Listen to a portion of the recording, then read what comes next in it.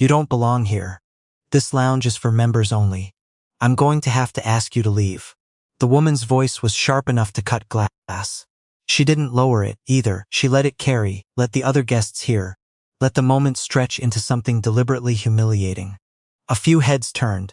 Someone near the window pretended not to notice. The man at the coffee station stared into his cup like it suddenly held all the answers. Zoe didn't move. She set her carry-on bag down slowly, the way someone does when they've decided they're not in a hurry anymore. She looked at the woman. Her name tag said Renata, printed in crisp hotel font, and she looked at the priority access card in her own hand. And she looked back at Renata and she said very quietly, "Could you repeat that?" Renata repeated it, louder this time. The Harborview Grand in Vancouver is the kind of hotel that doesn't need to advertise. It sits at the edge of Cole Harbor like it's been there since the beginning of time and expects to be treated accordingly. 14 floors of glass and limestone, a lobby with actual fresh orchids, replaced every 3 days, a members' lounge on the 12th floor that requires a platinum tier card and a confirmed reservation just to ride the elevator up.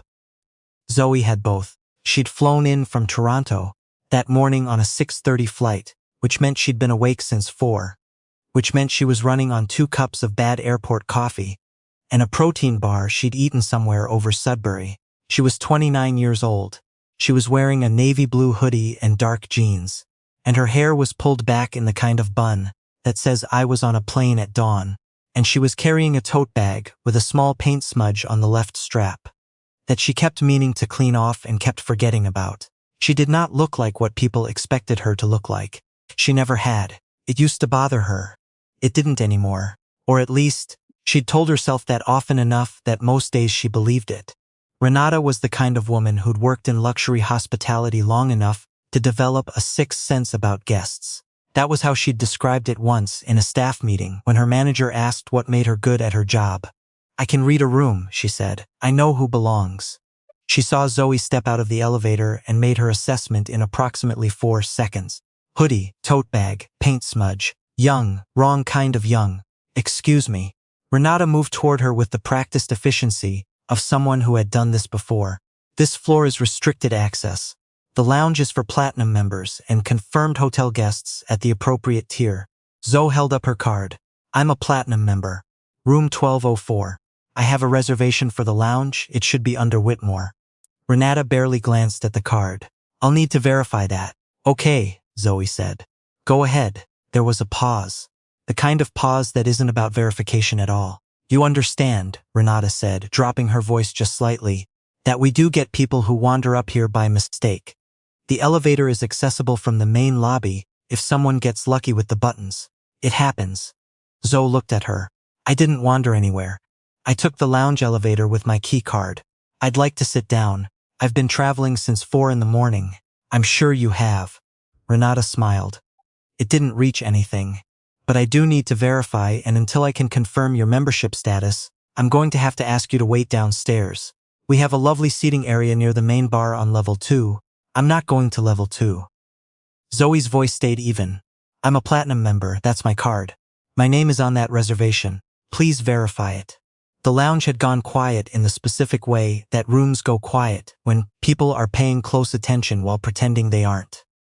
A man in a gray blazer near the window had definitely stopped reading his newspaper.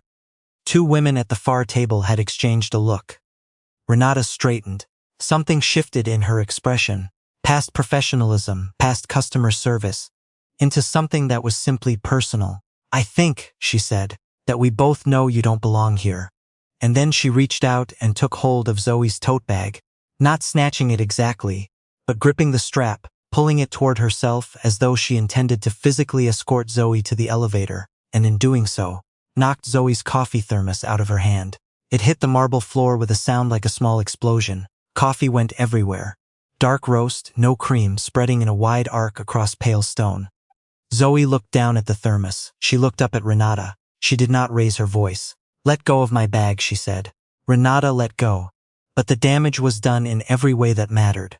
What Renata did not know, because she had not verified, because she had not looked, Zoe Whitmore was the youngest recipient of the Crawford Architecture Prize in Canadian history.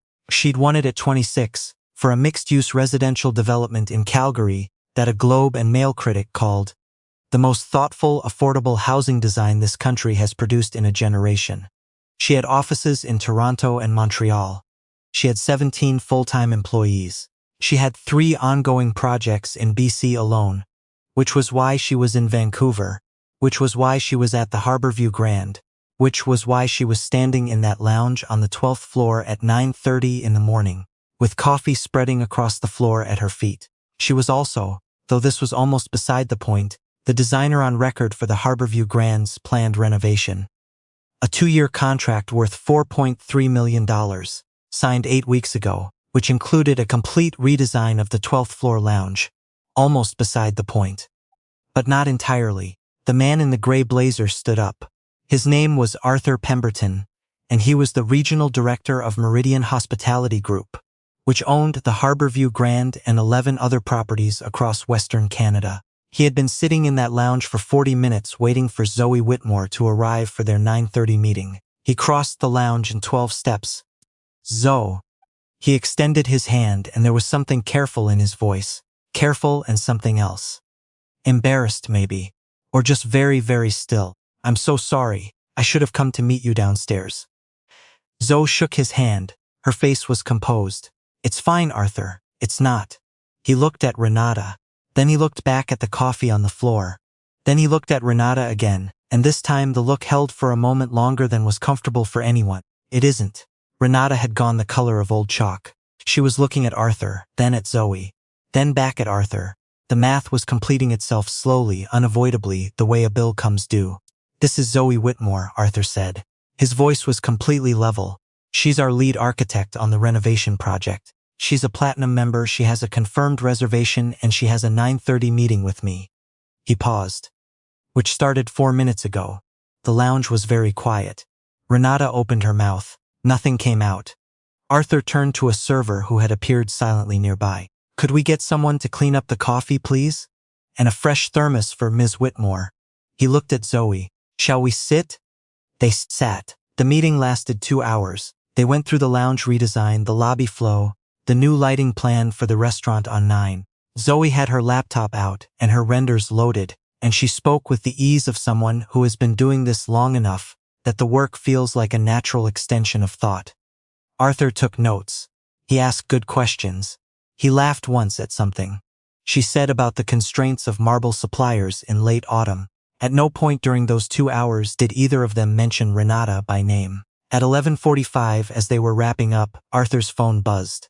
He glanced at it, set it face down on the table, and said, I want to be direct with you about something. Okay, Zoe said. What happened when you arrived?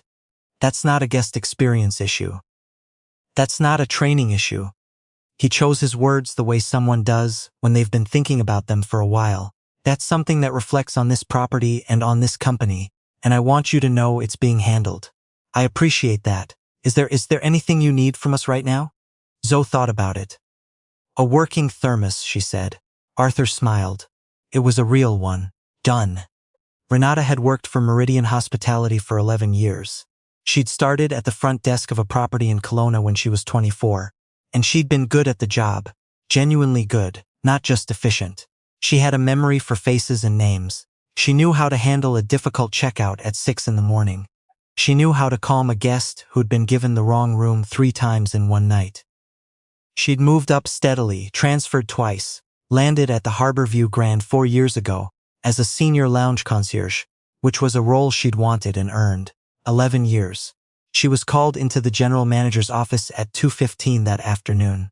The meeting lasted 20 minutes. There were 2 people in the room besides her, the GM, whose name was Douglas, and someone from HR she'd met once at a staff event and hadn't spoken to since. The language they used was professional and precise, and left no room for interpretation. There had been a complaint. There had been a witness. There had been a video. One of the women at the far table had recorded it on her phone, had already posted it, was already getting traction. We don't believe this was an isolated incident of poor judgment, Douglas said. We believe this reflects a pattern we should have addressed sooner, and that's partly on us. But this is where we are. They slid a paper across the desk. Renata looked at it for a long time. She thought about the video. She thought about Arthur Pemberton's face when he looked at her in the lounge. She thought about the coffee spreading across the pale marble floor. She thought about the woman she'd looked at and decided, in 4 seconds, couldn't belong. She signed the paper. She cleaned out her locker in 12 minutes. She didn't cry in the building. She made it to the parkade first. And then she sat in her car and she put her hands on the steering wheel and she stared at the concrete wall in front of her for a very long time. 11 years. She'd been good at her job. She'd told herself she could read a room. She thought about that. She thought about what she'd actually been reading. 3 days later, the video had been viewed over 200,000 times. Most of the comments were variations of "she had it coming." And this is why representation matters, and "I've had this exact thing happen to me at," and then a location, a business name, a year.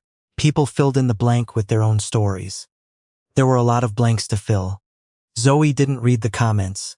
She was in a site meeting in Burnaby, walking through a half-finished building with her project manager, a man named Kwame, who'd worked with her since the Calgary project, and had strong opinions about window placement, and no patience for timelines that slipped. They argued for 40 minutes about load-bearing adjustments on the 3rd floor. She was right.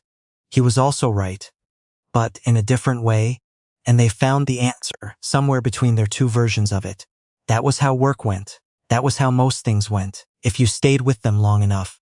On the flight home to Toronto 2 days later, Zoe put her earbuds in and looked out the window at the clouds stacking over the Rockies, enormous and white and completely indifferent to everything happening below. She thought about a lot of things. She thought about the 12th floor lounge with its pale marble and its fresh flowers and its careful silence. She thought about Renata's hand on her bag strap. She thought about the 4 seconds it had taken someone to decide she didn't belong somewhere she'd helped design. That was the part that stayed with her. Not the anger. She'd moved through that quickly, the way you move through rooms. It was the precision of it, the speed. The absolute confidence of a judgment made before a word was exchanged. She'd spent her whole career building spaces where people were supposed to feel welcome. She knew every decision that went into a room. The ceiling height, the light temperature, the acoustic panels hidden behind the feature wall, the placement of the seating so no one had to walk past everyone else to find a chair. She thought about all of it constantly. She thought about who walked through a door and how it felt when they got there. The clouds shifted, the Rockies fell away behind the plane. Zoe pulled her sketchbook out of her bag. The same tote, same paint smudge on the strap, and she opened it to a clean page. She uncapped her pen. She started drawing the lounge the way it would look when she was done with it. Warmer, less marble, seating that didn't force you to perform belonging just by walking in. She had a lot of work to do. She always did. She didn't need anyone's permission to do it. What happened to Renata after that Tuesday in the parkade is harder to tell. Not because the facts aren't there, but because facts are not the whole story, and they never were. She found another job 3 months later, a smaller hotel in North Vancouver. Nothing like the Harborview Grand, hourly work at the front desk. She took it without complaint. She got up in the mornings. She went to work. She did the job carefully. People who knew her said she was different after. Quieter, more deliberate. The kind of different that happens when something cracks open, an assumption you'd been carrying so long. You stop knowing it was there. She never made excuses for what she'd done. That was the thing about her that some people found surprising, and others found predictable, and most just found human. She didn't try to explain it away. She'd looked at a woman and decided, in 4 seconds, based on nothing that mattered. She had to live with that knowledge now, the way it sat in her. She thought about it more than she'd expected to. She thought about the marble floor. She thought about the sound the thermos made when it hit. She thought, I was so certain.